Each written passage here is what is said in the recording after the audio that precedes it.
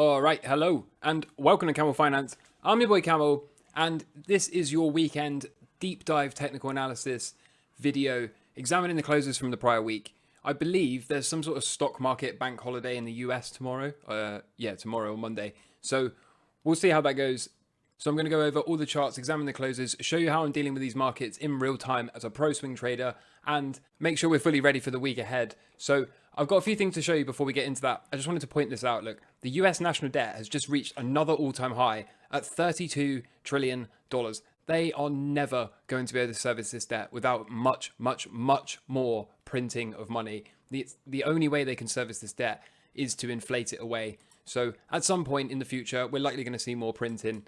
And of course, in anticipation of that, it's a good idea to look at anti-fiat types of investment, such as Bitcoin, gold, and silver. Did you notice how coming off the back of what's been quite a horrible month, really, we've had quite a nasty amount of FUD, quite a nasty amount of fear. Sentiment has been soured a lot. We've had this horrible choppy range where both the bulls and the bears are wrong in the price of Bitcoin. But in amongst all of that, the tide appears to be starting to turn. We had great news that the massive entity that is Blackrock is looking at launching a spot-driven ETF for Bitcoin. But I just wanted to caution against this. I thought this point was very important. There's this strange part in the wording of the Blackrock ETF about hard forks. So traditionally, when you have a hard fork occur, the users get tokens on both forks. Large exchanges have generally honored this for custodial tokens. However, that's not what the Blackrock ETF says. It actually says that they, BlackRock, get to choose which chain to follow, and then they apparently get to keep the tokens on the other chain for themselves. So in theory, they could launch a government-supported proof-of-stake fork of Bitcoin, force all their customers onto it, and then keep all of the real Bitcoin for themselves. Is this their intention? Probably not. But the way it's worded, it is certainly a possibility. So I'm not saying that this is likely. I'm not saying this is what's going to happen. The reason I'm pointing this out is simply to say, whilst the Bitcoin ETF may well be a nice way to increase your exposure through traditional finance accounts, whilst it also will permit many traditional finance institutions an easy way to get exposure to Bitcoin without the need to jump through the crypto regulatory minefield that we have going on. There is still only one best practice in this space, and that is to self-custody your own Bitcoin. That is to take true ownership by putting it on a cold wallet, of course. If you're here in this space already, you probably already know this. If you're here this early on, then I'm sure you're doing the responsible thing. But if you're here as a newbie, as somebody that's just heard this BlackRock news and realized that if BlackRock is validating this thing called Bitcoin, then maybe there's more to it than first appeared to meet the eye. Just be aware, best practice is to self-custody your own Bitcoin. There is no point in bearing the ultimate bearer asset if you do not indeed bear it yourself. Something else I wanted to point out about this BlackRock ETF is that even if it gets approved, right, let's assume it will. I think it probably will. If BlackRock can't get it approved, no one's going to, right? But even if it's approved, Microstrategy is still a better option. Microstrategy has two major advantages. One, it has cash flow generating software business, which allows it to continue to add more Bitcoin to its balance sheet over time.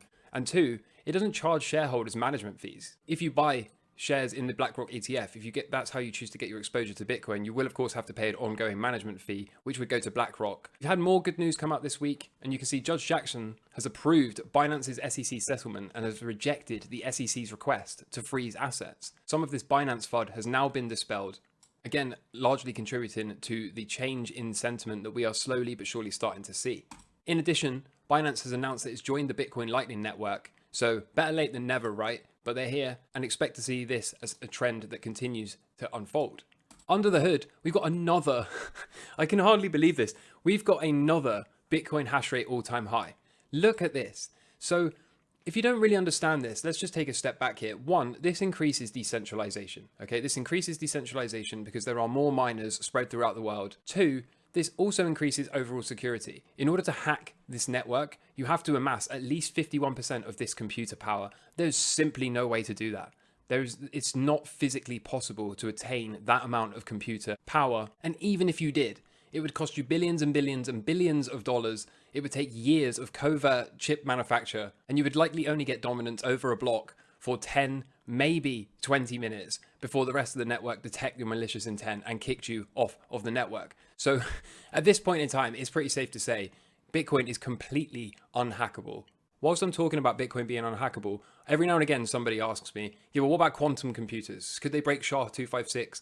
Look, if they could, okay, one, we'll deal with that bridge when we get to it. But two, I really don't think Bitcoin would actually be on the highest priority, because SHA-256 is also used to protect all sorts of things, from the banking sector secrets to nuclear launch codes to energy grids. So if somebody had the malicious intent to break SHA-256, hacking Bitcoin off of the system or out of wallets is likely going to be the lowest priority they have. And likely, even for the Bitcoin holders like myself, this is going to be far, far, far down the list of concerns for what the potential use of breaking SHA-256 could be. So I don't personally see this as an issue. I certainly don't think this network is going to get broken or hacked anytime soon. And one final point to make whilst we're on the subject of hash rate, remember, it's expensive to contribute to this.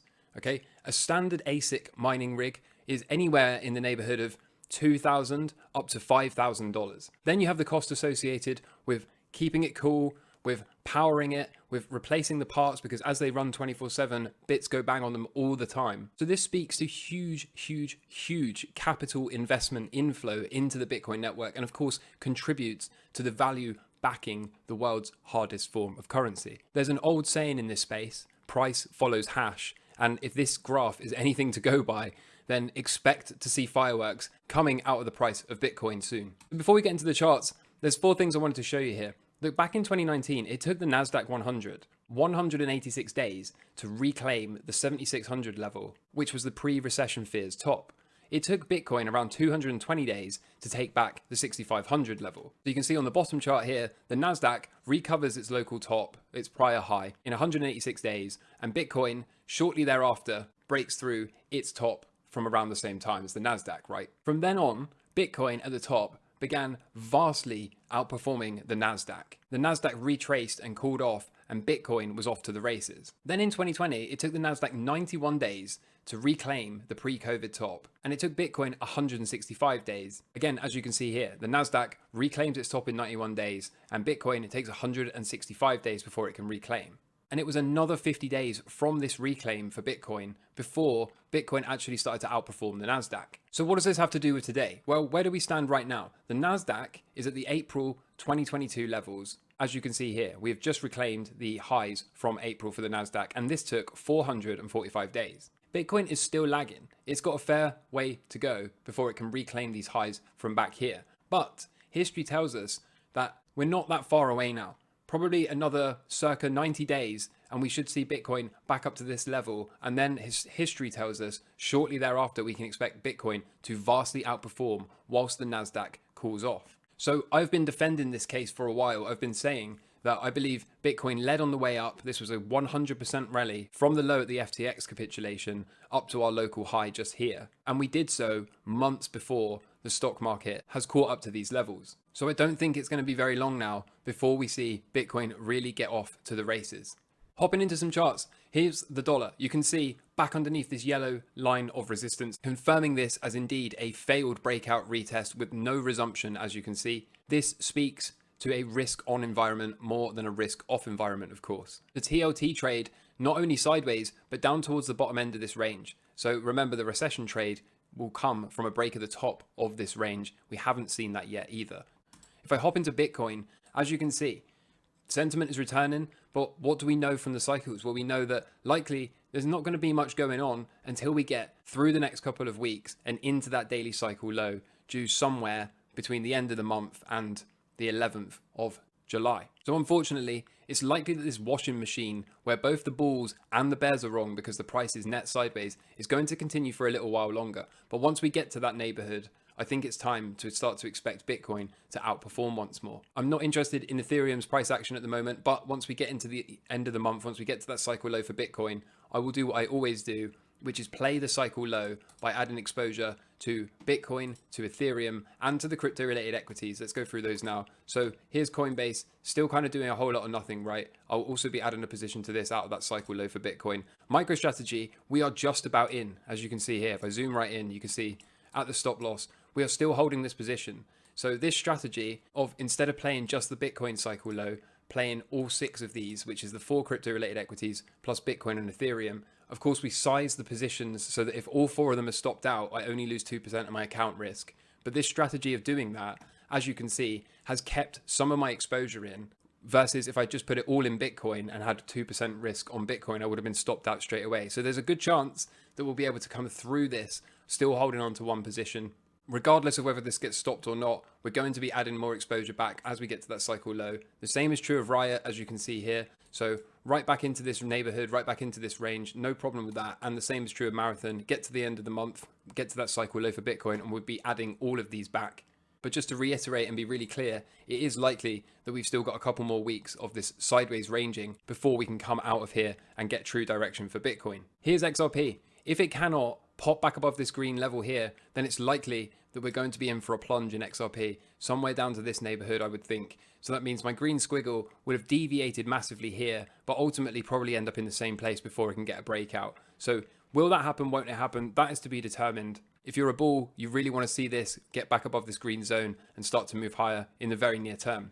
Moving on to the stock market, as you can see, the S&P 500, right? We're getting close now to that daily cycle low. We know that's due at the end of the month. So we have to be open to seeing some pullback in the not too distant future. And then once we get to that cycle low, the focus will be on, do we come out of here and hold that low? Or do we roll over and take out that low, which would be the exit signal for us to get out on the stock market? That's not what I expect to happen. I actually expect us to find that cycle low and come out of here swinging as we put in what I believe will be the final blow off top portion of this rally. If you're not familiar with a melt up chart, then let's just quickly have a look at it. Something like this, right? So one more pullback into that daily cycle low at the end of the month, and then I think it's time to do crazy things for the markets. The Nasdaq continues. I've been warning people against trying to short the top of this market, against trying to pick tops from all the way back in this neighborhood. As you can see, don't fight the trend. Okay, massive, massive, powerful uptrend.